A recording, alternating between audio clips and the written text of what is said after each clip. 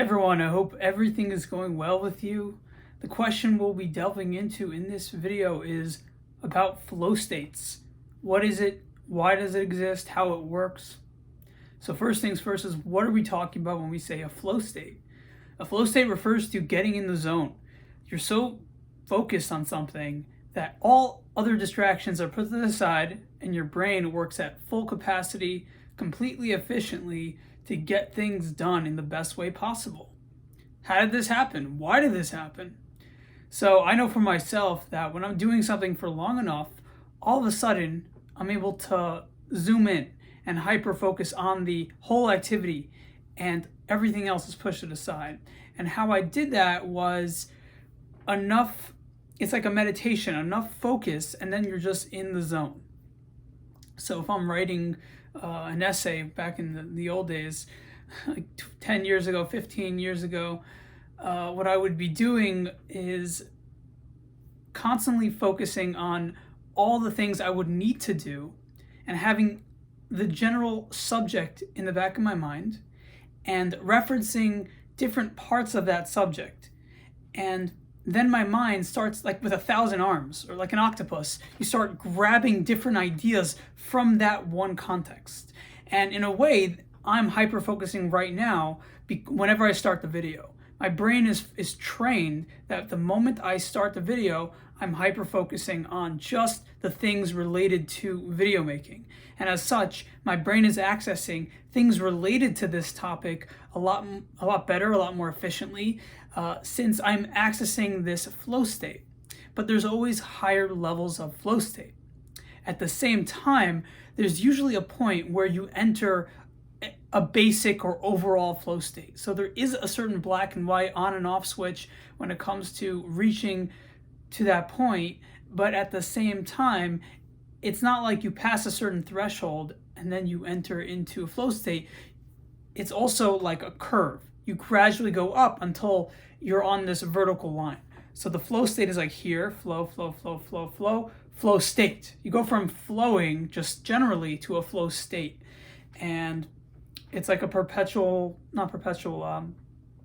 I keep forgetting that word when I bring it up, but like a curve that just goes directly up as straight as possible. Now, how that works is you have to be focusing. I find that if you're not focusing, it's not going to happen. So focusing happens because of determination. You're determined to get to an end result. So it doesn't mean you have to consciously say to myself that I'm writing a book, I want to finish a whole book. Rather, you're writing something and you have a goal to finish a chapter, right? And when I'm doing an essay, I have a goal that I'm going to finish this no matter what. So the question is, how am I going to get there? So you have a start and a finish, and you know you're going to finish, but how you're going to get there is what your mind is able to do because it's time blocked. So the time blocking skill, which you develop better and better supposedly as you evolve, is in play. So theoretically, you should be able to get into a flow state better and better as you evolve. And I recently thought that Stage Coral has an amazing ability to get into flow state, but I also held on to this notion that they're ADHD. That's what I said. So how do I resolve the distraction and flow state simultaneously? So everyone gets into their flow states differently. Everyone gets into a focusing range differently. If you have ADHD, the ADHD person's flow state will be the 1,000 arms. The person who's very organized and doesn't have ADHD is very focused, very methodical is the greatest word here. It won't be 1,000 arms coming in 1,000 directions. It'll be an arm here, looking at the book, putting the book back. Okay, taking a book here, it'll be slower, more organized, and less everywhere, less like the Flash, like books flying all around. That's the way I understand this. So there's at least two types of people, and obviously there's a whole range in between that of how people get into the flow state.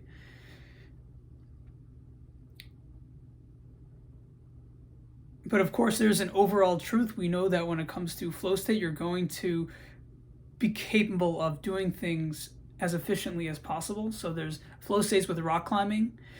And once you get into a flow state, you don't eat, you don't sleep, you don't do anything else, because this is all you're doing. All your energy reserves, all your attention is devoted to this. And the question of why is like almost supernatural. It's not a logical answer for how you got there, but you have to start somewhere. And you also recognize that there is a destination. You want to get something done.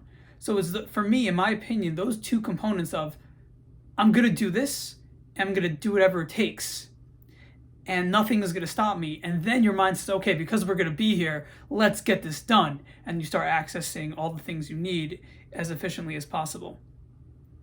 With a rock climber, what they're doing is saying, I'm going to get to the top of this mountain, I don't care what it takes, and then they find the right crevices to do it as efficiently as possible without talking to anyone, without eating or sleeping.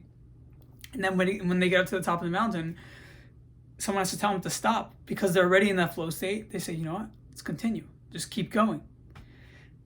And that's one of the ways I've tricked myself. I was about to say trucked myself. It's funny.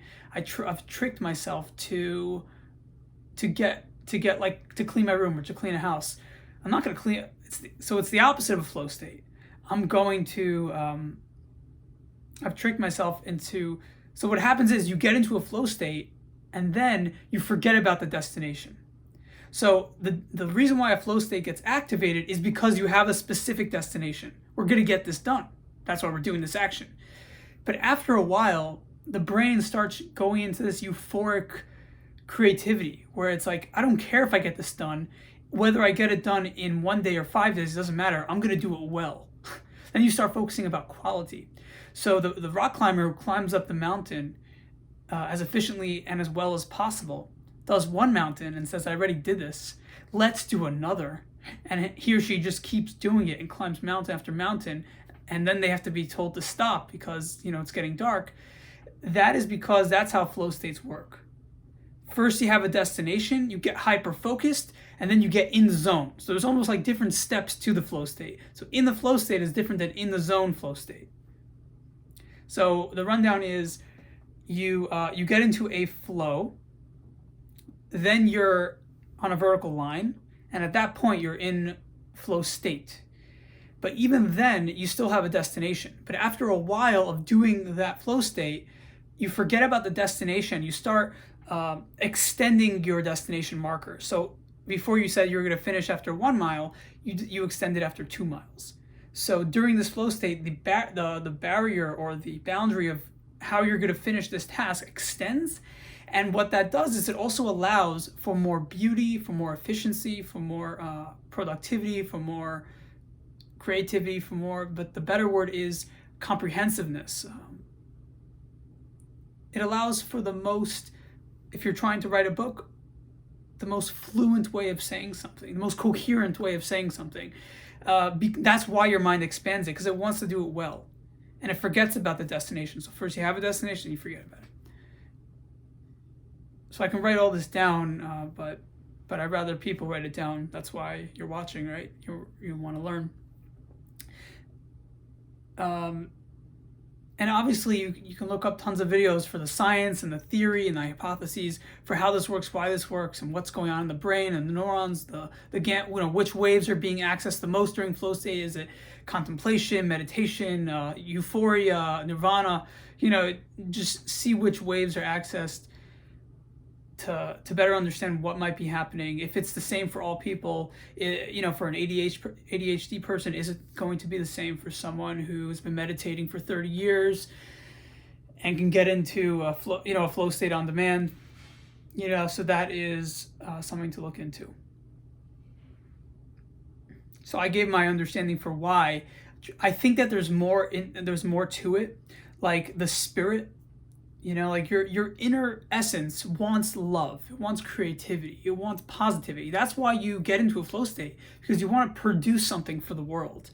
You're already in the zone, and your spirit says, I'm willing to be in this body and invest my time and energy so that productivity can happen because I think you're worth it. So when people say there's divine inspiration, that is divine inspiration. It's flow state. It's your spirit manifesting and investing in your body. So the way I understand what I just said is that when your spirit manifests in your body, it has to believe that you're worth it.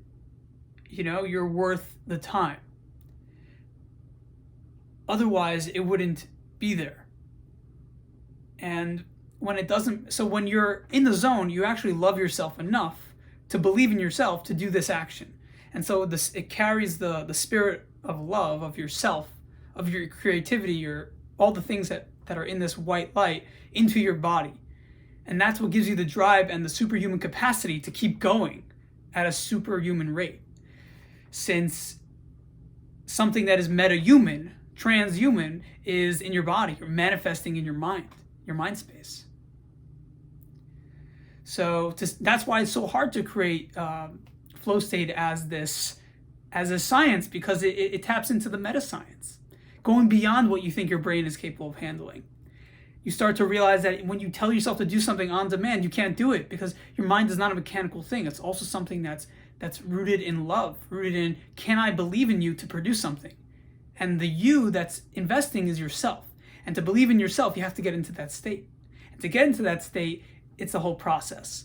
It involves your efforts, and then with your efforts, it brings down the upper spiritual efforts to invest in you, and they come together as one in a convergence type of way. And in Aramaic, it's derived from Aramaic. The arousal from below brings an arousal from above.